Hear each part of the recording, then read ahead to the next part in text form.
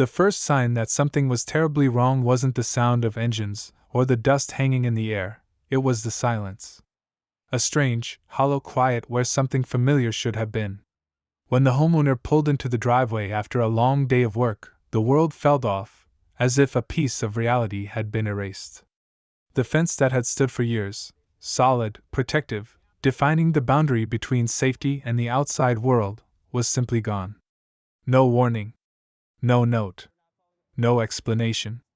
Just churned earth, broken wood, and the unmistakable marks of heavy machinery, as if someone had reached into a life and ripped a part of it away without permission.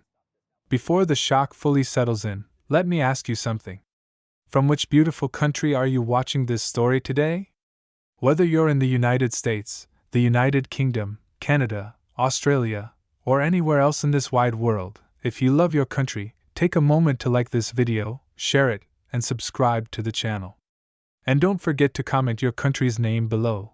Let's see which nation rises to the top as this story unfolds. The fence wasn't just wood and nails. It was history.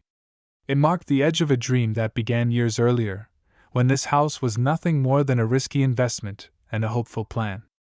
That fence had been built with care, measured twice, paid for with hard-earned money, and approved through the proper channels, or so it was believed. It stood through storms, neighborhood changes, and quiet evenings where it offered privacy and peace. And now, in a single workday, it had been reduced to debris. Confusion turned into disbelief, and disbelief slowly hardened into a cold knot of anger. There had been no emails, no certified letters, no warning signs posted on the property. The homeowner stood there, staring at the open yard, feeling exposed in a way that went far beyond missing property. It felt like a violation. Like someone had crossed an invisible line and dared the consequences. The Homeowners Association was no stranger to controversy. It was known in the neighborhood as strict, inflexible, and often overreaching. Rules were enforced with precision when it suited them, and ignored when it didn't. Lawns were measured, paint colors scrutinized, and trash cans monitored like clockwork. But demolition? That was something else entirely. This wasn't a fine slipped into a mailbox or a warning posted online. This was force. As the initial shock wore off, questions began flooding in. Who authorized this? On what grounds? And how could something so drastic happen without a single attempt at communication? The absence of answers made the situation feel even darker, as if the silence itself was part of the strategy. The homeowner walked the length of the destroyed boundary, noticing deep tire tracks cutting into the soil. This wasn't a rush mistake. This was deliberate. Heavy equipment had been brought in. Time had been spent. Decisions had been made. Somewhere, paperwork may have been signed, hands shaken, and plans approved, all without the one person who mattered most being involved. Memories surfaced of past HOA notices that felt overly aggressive, of neighbors quietly complaining but never pushing back, afraid of fines or retaliation. The association thrived on that fear, on the idea that resistance was more trouble than it was worth. And for years that system worked. Until now. That evening, as the sun dipped low and shadows stretched across the open yard, the sense of vulnerability deepened. Without the fence, the property felt unfinished, unprotected. Cars passed by more slowly than usual. Curious glances lingered. It was a reminder that boundaries, once removed, change how the world looks at you, and how safe you feel within your own space. The homeowner didn't sleep much that night. Thoughts raced, replaying every interaction with the HOA, every form ever submitted, every approval email saved somewhere deep in an inbox. There had to be proof. There had to be something that showed this fence was legitimate, approved, and lawful. Because if it was, then what happened wasn't just unfair, it was illegal. Morning brought determination. The kind that settles in quietly but firmly, replacing shock with purpose. This wasn't going to be ignored. This wasn't going to be brushed off with excuses or buried under bureaucracy. Phone calls were made. Records were pulled. Old documents were searched for like buried treasure. And slowly, pieces began to surface. The fence had been approved years ago under a previous HOA board. Regulations had since changed, but approvals weren't supposed to vanish with new leadership. That was the rule. That was the law. Yet somehow, the current board acted as if none of that mattered, as if history could be bulldozed along with wood and soil. As the truth began to take shape, another realization emerged. This wasn't just about one fence. This was about power. About control. About what happens when an authority assumes no one will fight back. The HOA didn't expect resistance. They didn't expect documentation. And they certainly didn't expect what was coming next. By the end of the day, the homeowner stood once again at the edge of the destroyed property line, no longer in disbelief, but in resolve. This wasn't the end of the story. It was the beginning of something far bigger, something that would ripple through the neighborhood, shake the HOA's confidence, and force accountability where none had existed before. And as the dust from the demolished fence finally settled, a new storm was quietly gathering, one that the HOA had no idea they had unleashed. The anger didn't arrive all at once. It grew slowly, fed by every unanswered email, every vague response, every carefully worded message that avoided responsibility. What began as shock had now evolved into something sharper, more focused. The homeowner realized that outrage alone wouldn't be enough. This situation demanded precision, patience, and proof. The search began in old digital folders and dusty filing cabinets, places long forgotten but never erased. Contracts, permits, approval letters, HOA guidelines from previous years, all of it was carefully reviewed, page by page, line by line. Each document felt like a piece of a puzzle the HOA hoped no one would ever bother to assemble. But the picture was becoming clearer with every passing hour. Buried deep in the records was the approval. Official. Signed. Dated. A confirmation that the fence had been reviewed and accepted under the rules in effect at the time. It wasn't ambiguous. It wasn't conditional. It was valid. That single document changed everything. The fence hadn't been illegal. It hadn't violated regulations. And most importantly, it hadn't been subject to removal without due process. Armed with this knowledge, the homeowner reached out to the HOA, this time not with confusion, but with clarity. Emails were sent calmly, professionally, outlining the facts without emotion. The approval was attached. The timeline was explained. A simple question was asked: on what authority was the fence destroyed? The response didn't come immediately. When it did, it was cold, brief, and evasive. The HOA claimed the fence violated current standards and posed a community concern. There was no acknowledgement of the prior approval, no explanation for the lack of notice, and no apology for the destruction of private property. It read less like a resolution and more like a warning. That was when something subtle shifted. The homeowner recognized the tactic. This wasn't about rules, it was about intimidation. The HOA expected compliance, not conversation. They assumed the cost, time, and stress of fighting back would be enough to silence any protest. And for most people, it would have been. But this time, they had misjudged. Neighbors began to notice the absence of the fence, and curiosity turned into quiet concern. Some stopped to look. Others asked questions. A few shared their own stories, fines that felt unfair, notices that seemed arbitrary, decisions that made no sense. Whispers spread, cautious and hushed, as if the HOA itself might be listening. The homeowner listened carefully. This wasn't an isolated incident. It was a pattern. Late nights were spent researching local property laws and HOA limitations. Court cases surfaced, stories of associations that overstepped and paid the price. It became clear that HOAs were powerful, but not untouchable. Their authority had boundaries, just like the fence they had erased. Then came the letters. Official-looking envelopes arrived, stamped and formal, warning of potential fines for non-compliance. The irony was impossible to ignore. The fence was gone, yet the threats remained.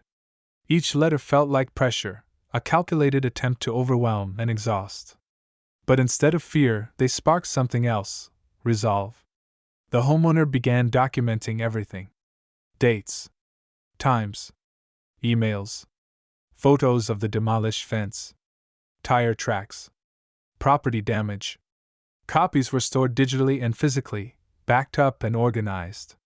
What felt excessive at first soon felt necessary. Because when power is challenged, narratives matter. A consultation with a legal professional confirmed what instinct already knew.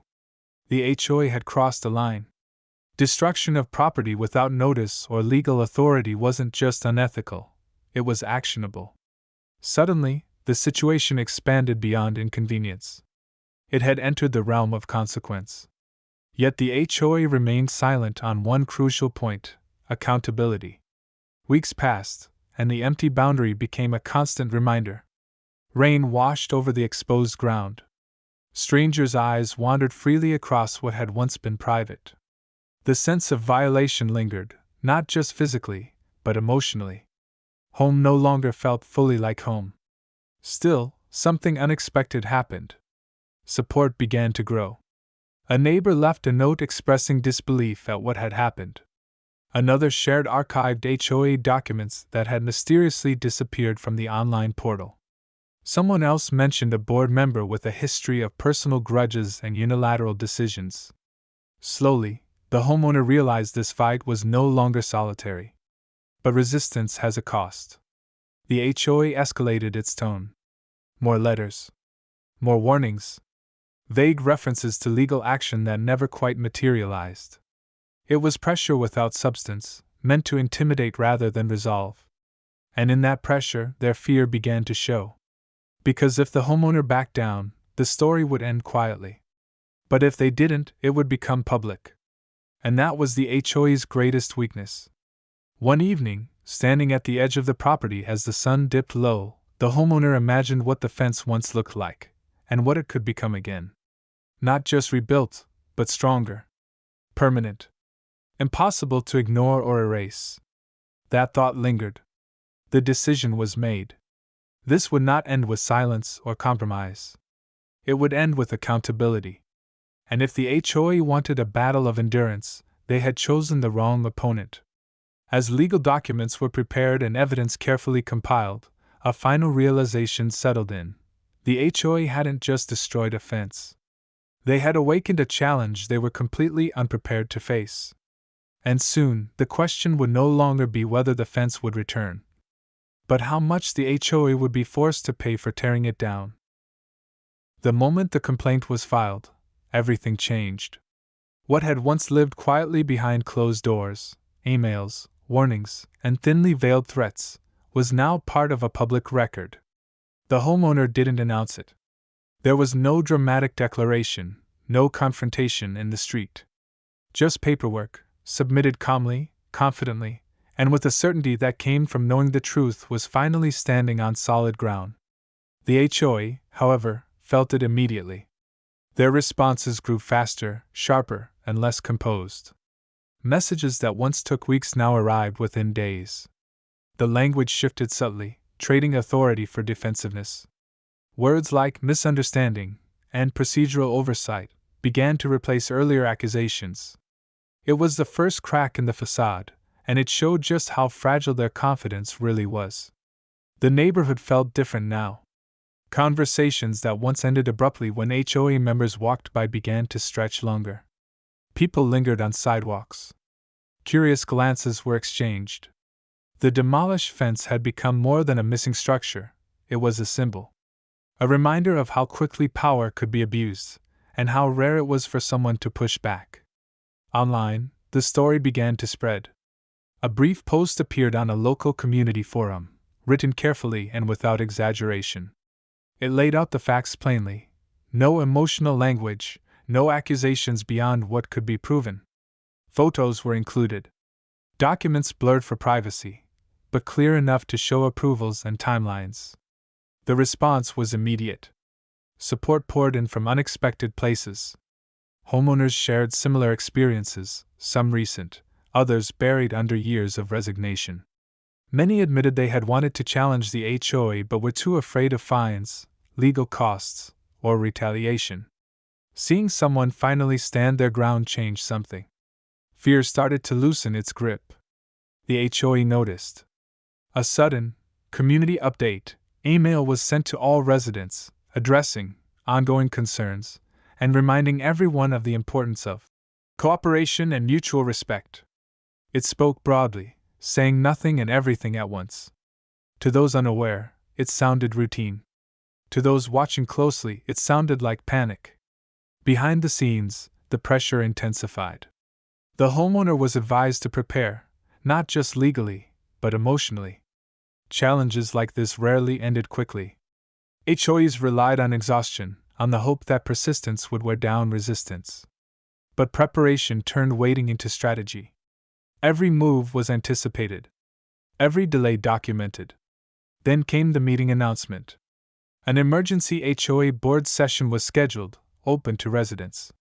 The agenda was vague, but everyone knew what it was really about. The fence. The complaint. The exposure. The homeowner attended quietly, sitting among neighbors whose expressions revealed a mixture of curiosity and restrained satisfaction. The board members appeared tense, their posture stiff. Their authority, once unquestioned, now felt rehearsed. As reports were read and motions discussed, the absence of transparency became glaring. Questions from residents were deflected. Requests for clarification were postponed. The structure of control was still there, but it was wobbling. Outside that meeting room, something remarkable was happening. Trust in the HOA was eroding. Residents talked afterward in clusters, comparing notes. Fines that never made sense. Rules applied unevenly. Complaints dismissed without explanation. The fence incident had opened a door, and behind it was a long hallway of unresolved grievances. The homeowner didn't need to say much. The facts spoke louder than any argument. And the more they spoke, the quieter the HOA became. Days later, the first formal acknowledgement arrived. Not an apology, nothing so direct, but an admission that the fence removal may have occurred without full procedural compliance. It was carefully worded, legalistic, and designed to minimize fault. But it was enough. Because once compliance is questioned, authority follows. The local media caught wind of the story shortly after. A reporter reached out, intrigued by the idea of an HOA bulldozing private property without notice. The homeowner hesitated briefly, then agreed to speak, on record, but measured. There was no anger in the interview. Just facts. Timelines. Documentation. The story aired quietly at first, then gained traction. Comments flooded in from viewers who had battled HOAs of their own. The narrative was no longer local. It was universal. And the HOA was watching it all unfold. Their legal counsel advised caution. Statements were delayed. Meetings were postponed. Silence returned, but this time, it wasn't powerful. It was loud. Deafening. It was the sound of an organization realizing it had underestimated both the situation and the person it tried to overpower. Meanwhile, the empty yard remained. The absence of the fence now felt intentional, like a pause before a transformation. Neighbors speculated. Some imagined a quick rebuild. Others whispered about lawsuits and settlements. The uncertainty kept everyone watching. The homeowner stayed patient. Because patience, when backed by truth, is dangerous to those who rely on control. Then, unexpectedly, a proposal surfaced. The HOA suggested mediation. A neutral discussion. A chance to move forward together. On the surface, it sounded reasonable. Cooperative. Benevolent. But beneath it was urgency. The kind that comes when options are running out. The homeowner agreed to listen. What followed would determine whether this story ended quietly, or whether it would become a precedent the HOA could never undo. As preparations were made and documents organized once more, one thing became clear: the fence was no longer the real issue. The real issue was what happens when ordinary people stop accepting unfair power and decide, instead, to challenge it. Mediation began in a room that felt deliberately neutral: blank walls, flat lighting, and an atmosphere designed to drain emotion from every word spoken inside it. Yet no amount of neutrality could erase the tension that hung in the air. What had started as a missing fence had now evolved into something far more dangerous for the HOA, a direct challenge to its authority, witnessed by an entire community. The homeowner arrived prepared, not just with documents, but with patience. Every approval, every email, every photograph was organized and ready. This wasn't about winning an argument anymore. It was about exposing a pattern of behavior that could no longer be hidden behind vague rules and selective enforcement. Across the table, the HOA's posture had changed. Gone was the confidence of unchecked power. In its place sat caution. The kind that appears when decision-makers realize their usual tactics, delay, intimidation, silence, are no longer effective. The mediator reviewed the facts slowly. The lack of notice. The existence of prior approval. The physical destruction of private property. Each point landed like a weight. There were no dramatic reactions, no raised voices. Just an uncomfortable stillness as the reality of the situation became unavoidable. The HOA's explanation was thin. They cited updated guidelines, community standards, and administrative errors. But explanations without justification carry little weight when measured against documented proof. And proof was everywhere. The homeowner didn't press aggressively. There was no need. Truth has a way of applying its own pressure. As the session progressed, it became clear that the HOA's greatest fear wasn't compensation, it was precedent. If they admitted fault publicly, if they were forced to reverse their actions, it would embolden others. Complaints would follow. Challenges would multiply. Control would fracture. So they offered compromises. First came the suggestion of a partial rebuild. Then reimbursement for materials. Then an offer to install a replacement fence under current HOA standards. Each proposal was carefully framed as a good faith effort. But none addressed the core issue: the HOA had acted without authority. The homeowner declined each offer calmly. Because rebuilding the same fence wasn't enough. What was broken wasn't just wood, it was trust. Weeks passed after mediation with no resolution. The silence from the HOA returned, but it felt different now. Desperate. Legal counsel exchanged letters. The cost of defense mounted quietly. Every delay drained resources. Every unanswered question added risk. And then, something unexpected happened. The HOA's insurance provider became involved. Once insurers reviewed the documentation, the unauthorized demolition, the lack of notice, the potential liability, the tone shifted overnight. This was no longer just a neighborhood dispute. It was a financial risk. One that could spiral quickly if allowed to reach a courtroom. Pressure began coming from inside the HOA itself. Board members questioned decisions that had once gone unchallenged. Meetings grew tense. Votes became divided. Resignations were whispered about, though never confirmed. The homeowner noticed the change not through announcements, but through behavior. Emails became more respectful. Language softened. Demands disappeared entirely. Then came the proposal that changed everything. The HOA offered to rebuild the fence, not as it was, but stronger. Permanent. In stone. At first, it sounded unreal. A stone fence meant cost. Significant cost. More than wood. More than vinyl. It was an admission without words. A way to resolve the issue without saying the one thing they couldn't bring themselves to say out loud. The offer came with conditions. Confidentiality. No admission of wrongdoing. No further claims. A clean ending. The homeowner didn't respond immediately. Because acceptance wasn't simple. A stone fence would stand for decades. It would be visible. Unmovable. A constant reminder of what had happened. And that visibility could change the neighborhood forever. Neighbors began to sense something was coming. Rumors circulated. People watched the empty boundary with renewed interest. The story had reached a turning point, and everyone could feel it. The homeowner walked the property line again, imagining stone rising from the ground where destruction once stood. Imagining permanence replacing vulnerability. Imagining the HOA forced to pay for something they could never erase. But the decision wasn't just about compensation. It was about meaning. Accepting the offer would end the fight. Rejecting it could extend the battle into court, exposing everything but at a personal cost. Time, energy, peace. As night fell, the homeowner stood quietly in the yard, aware that whatever came next would shape not just the property, but the power dynamics of the entire community. The choice was close now. Unavoidable. And as dawn approached, one question remained unanswered. Would the homeowner accept a silent victory, or push for a public reckoning that could change everything?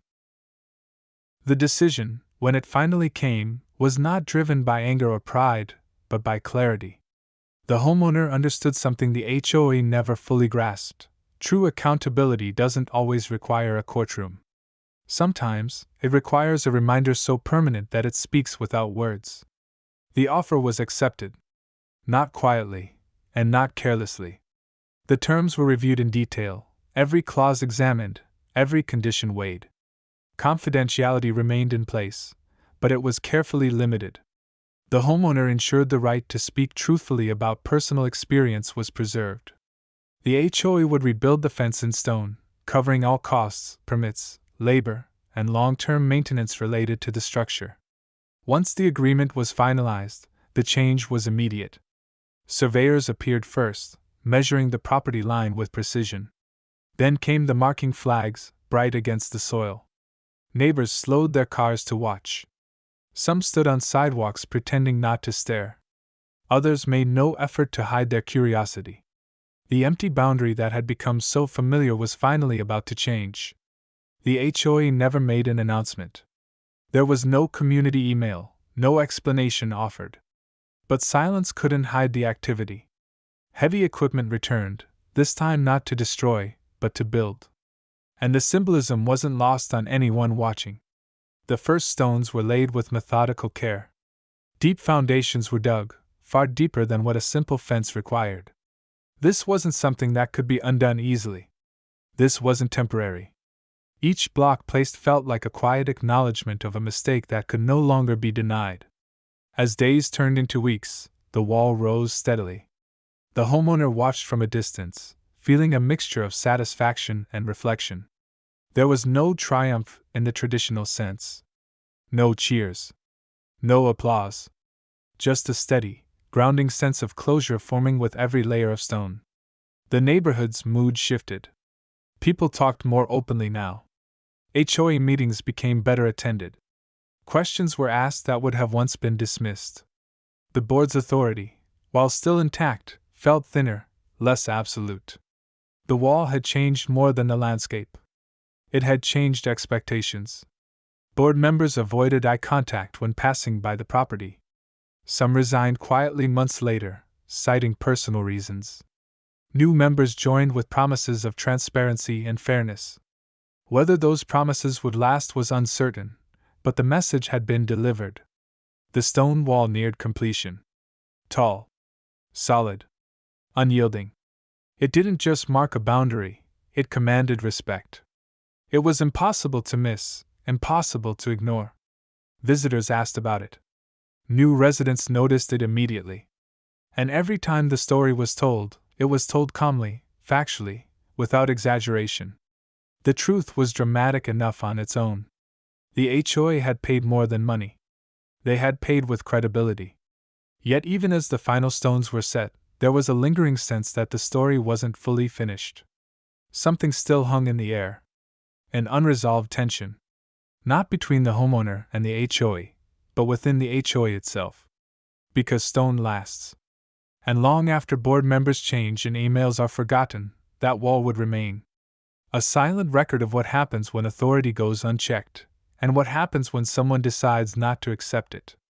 On the final day of construction, as the crew packed up and the dust settled for the last time, the homeowner walked the length of the wall slowly. Fingers brushed against the cool surface. Solid. Real. Permanent. But closure doesn't always arrive with the end of conflict. Sometimes it comes with reflection. The homeowner knew this story would outlive the moment. That it would be shared, retold, learned from. And somewhere down the line, someone else facing quiet injustice might remember it, and choose not to stay silent. As evening fell, the yard felt whole again. More than whole. It felt protected in a way it never had before. Yet just as peace seemed complete, a final realization surfaced. This wall, meant to end a dispute, had started something much larger. Because the HOA now faced a future where residents were watching more closely than ever before. And the true consequences of that awareness had yet to unfold. Time has a way of revealing the true impact of moments that once felt isolated. Months passed after the stone wall was completed, and with each passing season, its presence became more than a physical structure. It became a reference point, a marker in the shared memory of the neighborhood. People no longer spoke about it as that fence, but as the wall, a distinction that carried weight without explanation. Life, on the surface, returned to normal. Lawns were mowed. Cars came and went. HOA newsletters resumed their routine tone. But beneath that calm, something fundamental had shifted. Residents were no longer passive observers. They read the fine print now. They attended meetings. They asked questions. The silence that once protected unchecked decisions had been replaced by attention. The HOA adapted, not by choice, but by necessity. New procedures were introduced quietly: written notices, longer response windows, clearer approval records. Nothing in the official language admitted fault, yet every change reflected it. The organization that once relied on authority now leaned on process. Control had been replaced with caution. The homeowner felt it too. Interactions with the HOA became formal, respectful, distant. There were no more vague warnings. No sudden demands. Every communication arrived documented and measured, as if someone somewhere was always imagining how it might look if questioned. The stone wall stood through it all. Rain darkened its surface. Sunlight warmed it. Winter chilled it. And still it held firm, unmoved by the elements, just as the homeowner had remained unmoved when pressure mounted. It was no longer about victory. It was about balance, between power and accountability, between rules and rights. New neighbors moved in over time. They asked about the wall, curious but unaware of its history. The story was shared simply, without drama. A fence removed without permission. Proof uncovered. A system challenged. A boundary rebuilt in stone. No embellishment was needed. The facts carried their own gravity. And every time the story was told, it carried the same quiet lesson: authority only works when it respects those it governs. The HOA never repeated its mistake. There were disagreements, of course. Rules still existed. Fines were still issued. But there was a difference now. Transparency. Explanation. The understanding that any action could be questioned, and would be. The homeowner never sought that influence. It arrived as a byproduct of refusing to accept something wrong. On a quiet evening, standing in the yard once more, the homeowner reflected on how easily the outcome could have been different. How simple it would have been to stay silent, to accept loss, to rebuild quietly and move on. That choice would have erased the fence, and the lesson, with equal speed. But stone doesn't disappear easily. The wall had become a reminder not just for the HOA, but for everyone who saw it. A reminder that rights don't vanish because they're ignored. That rules must be enforced fairly, or not at all. And that even the most ordinary person can change the course of a system by choosing to stand still when pushed. As night settled and the neighborhood lights flickered on, the wall cast long shadows across the yard. Shadows that didn't feel threatening, but protective. Grounded. Earned. The story ended not with celebration, but with quiet resolve. Because in the end, the most powerful response to injustice isn't anger or noise, it's permanence. And long after emails fade, boards change, and memories soften, one thing will remain: a stone wall that still stands, exactly where it belongs.